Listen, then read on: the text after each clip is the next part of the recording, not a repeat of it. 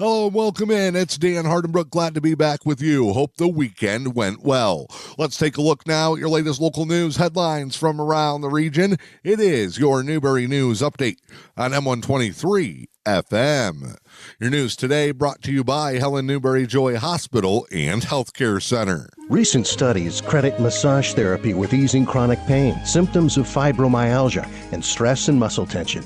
It's just part of why Helen Newberry Joy's massage therapist Polly Holmes loves her work. I just feel so happy that I could help.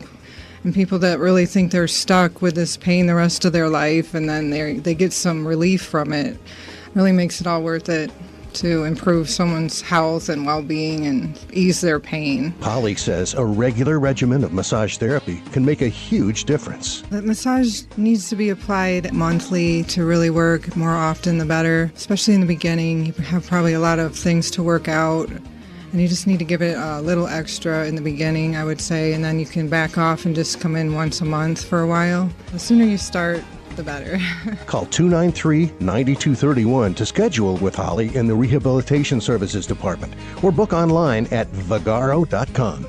Helen Newberry Joy, your health, our passion.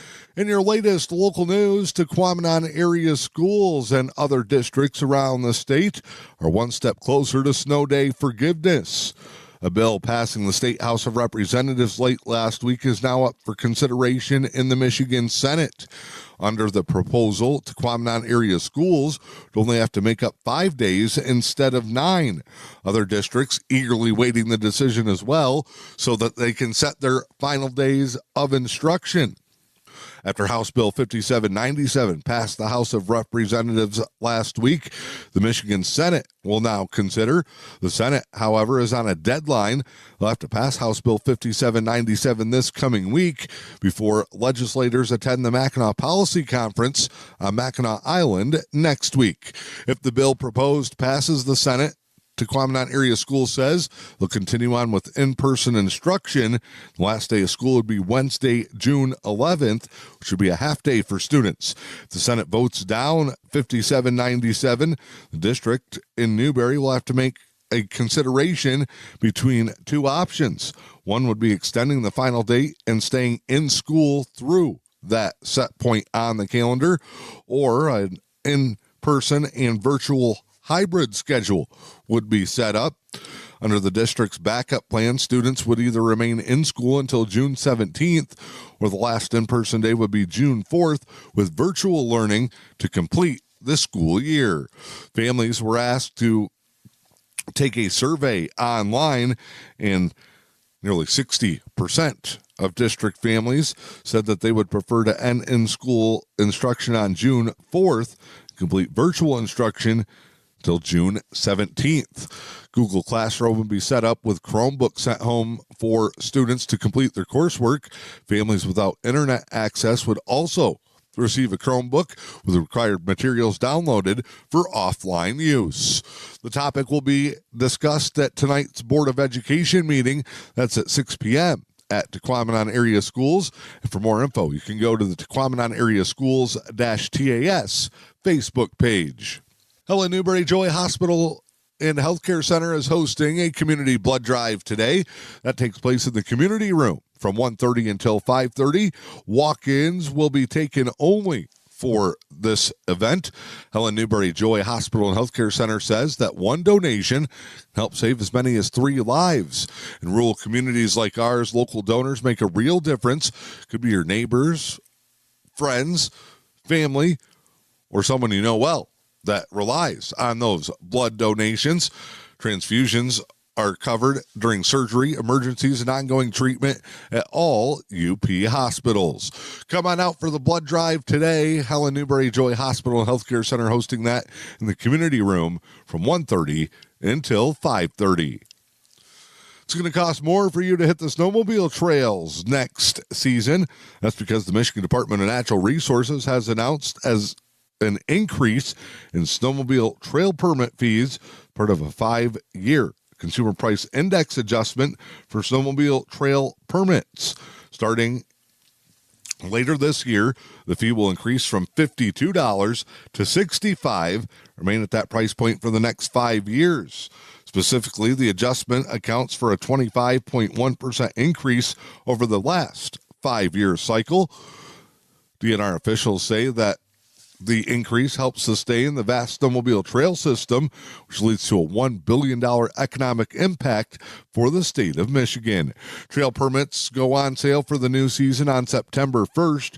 They're valid until the following calendar year. They can be purchased online through e-license, the Michigan Snowmobile ORV Association, or the DNR licensed agent and dealers. Michigan Snowmobile program is 100% funded through snowmobile trail permits and registration dollars. You may see more police on your next commute, at least over the next couple of weeks, as the Michigan State Police participates in their latest Click It or Ticket campaign. From May 18th through May 31st, officers from the Michigan State Police, as well as city and county police departments, joining forces for seatbelt enforcement. Local law enforcement agencies say that buckling up is the single most effective thing you can do to protect yourself in a crash. According to the Michigan Department of Transportation, being buckled up can help keep passengers safe at a rate of 45% more than those that do not buckle up. You can get more information by going to the Michigan Department of Transportation website. Remember to buckle up before your next trip. I'm Dan Hardenbrook. That's your latest local news. It is your Newberry News Update on M123 FM. Your news today brought to you by Helen Newberry Joy Hospital and Healthcare Center at HNJH. Your health is their passion. For more information, go online to hnjh.org. Time now to check in with sports. Baseball, softball action scheduled. If they can beat the rain, it's the Indians welcoming in Brimley for EUP conference today. Both doubleheaders at the Charles Road Complex scheduled for a 4 p.m. start. Again, that is weather permitting, as Newberry baseball and softball welcomes in at Brimley. The Pistons season is over. They get blown out in Game 7 of the Eastern Conference semifinals, 125-94. Pistons never got on track, never had an answer for the Cavalier attack. Detroit, after a 60-win season and a number 1 seed in the Eastern Conference playoffs, they see things come to a disappointing end. They also had to go to Game 7 just to survive their opening round matchup. Tough night for Cade Cunningham. The leader was never a factor. He had just 13 points in the contest as the Piston season now ends. Tigers continue to struggle. They've now lost 8 out of 9. They fall to the Blue Jays at Comerica Park yesterday. Final score 4-1. Kevin Gossman, 4 hits, no runs, struck out 5 Tigers hitters. Jack Flaherty, 6 innings, 5 hits, 4 earned, and another tough day for the Detroit veteran. Tigers now sit 20-27, fading fast in the early part of the season. Latest local weather forecast: showers and possibly thunderstorms likely today. Mostly cloudy, a high in the mid-70s. Southwest winds 10 miles per hour. For your Tuesday, more showers, thunderstorms possible. It's on and off throughout the daytime period. High for Tuesday will be in the low to mid-60s. Get a little break on Wednesday. Cloudy skies, gradually becoming sunny, but cold. We can't win them all. A high in the upper 40s. I'm Dan Hardenbrook. That's your latest news, sports, and weather with your Newberry News Update on M123 FM. Covering stories that interest the community, readers have come to depend on the Newberry News. Subscribe to the digital edition for early Wednesday morning access, or get the print edition delivered to your doorstep. The Newberry News, your news and information leader.